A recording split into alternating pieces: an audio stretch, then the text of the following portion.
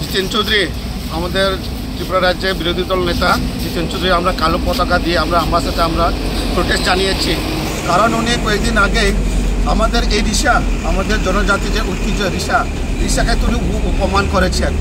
শুধু রিসার অপমান এটা আমরা সারা ত্রিপুরার আমাদের জনজাতির অংশের মানুষের অপমান। উনিও একজন ত্রিপুরাসা, অ্যাকচুয়ালি তিনি একজন ত্রিপুরাসা হয়ে ত্রিপুরাসার ঐতিহ্য এই রিসার টানে কীভাবে অপমান করতে পারে, সেই হিসাবেই আমরা আজকে জিতেন চৌধুরীকে ধিক্কার জানাই। উনি ক্ষমা চাইতে হবে সারা ত্রিপুরা রাজ্যের ত্রিপুরাসাদের কাছে, উনি ক্ষমা চাইতে হবে যে উনি আমাদের এই রিসাকে কেন অপমান করেছেন আমরা এটাই জবাব চাই জিতেন চৌধুরীর কাছে।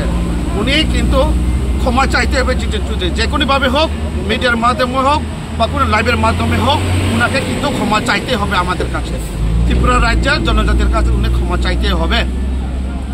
তাদের বাজার দর কমে গেছে, বাজারে যদি দাম বাড়াতে হয় তাহলে কিছু হাক ডাক দিতে হয়।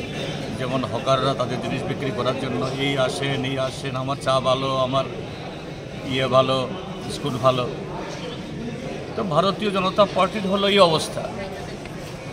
ইস্যুটা কি? ইস্যু যে আমাদের যে ত্রিপুরীদের বা ট্রাইবেলদের সংস্কৃতি রক্ষা নিয়ে কথাটা, যে আমাদের যে ট্রাইবেল মহিলারা যে করে এই রিসা কেউ গলায় দেয়, এটা আসলে তো বক্ষবন্ধনী। এখন আর সেরকম কেউ ওই সাংস্কৃতিক অনুষ্ঠান ছাড়া কেউ ব্যবহার করে না।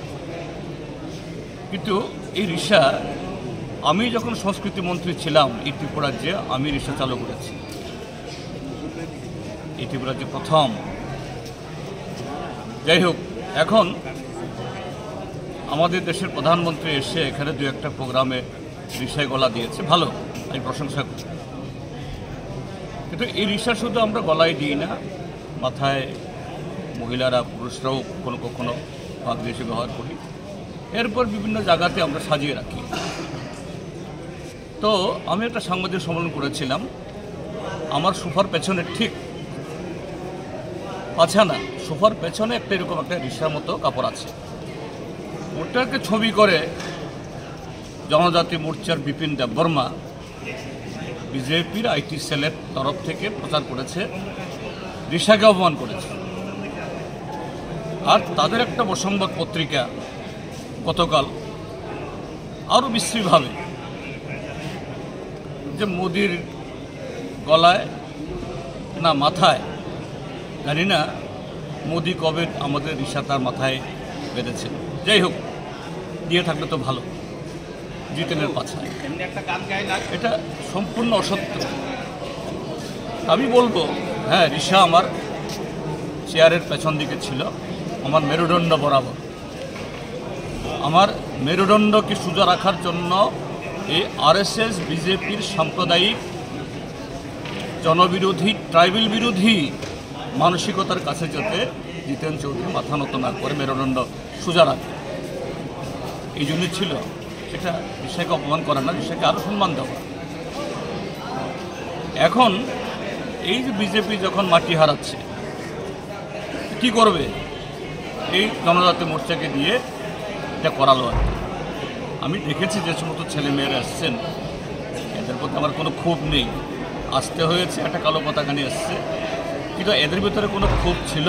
আমার দিকে তো কেউ তাকাতেও পারেনি, আমি বারবার তাকাচ্ছিলাম চেহারাগুলো দেখতে, অর্থাৎ আমার দিকে দেখে ওদের লজ্জাও পাচ্ছে। যাই হোক, ওরা বুঝতে পেরেছে, চলে গেছে। আমি ধন্যবাদ একদিক থেকে তাদেরকে দেব, এরা আমাদের সংস্কৃতি বাঁচানোর জন্য। দেখবো আগামী দিন আরএসএস বিজেপি আমাদের ট্রাইবেলদের সংস্কৃতি বাঁচাই কেনা। এবং এখানকার জনজাতি মোর্চাকে আমি বলবো, ভিলেজ কমিটি নির্বাচন করে না, কালা পতাকা নিয়ে নামুক না, এডিসিকে টাকা দেয় না, 125তম সংবিধান সংশোধনের বিল আজকে 7 বছর আটকে রেখেছে মোদি, তার বিরুদ্ধে কালা পতাকা দেখাক। এটা না করে এই সমস্ত মিথ্যের ঠুনকো, এটা যারা শুনবে তারাই হাসবে। এই হলো ঘটনা।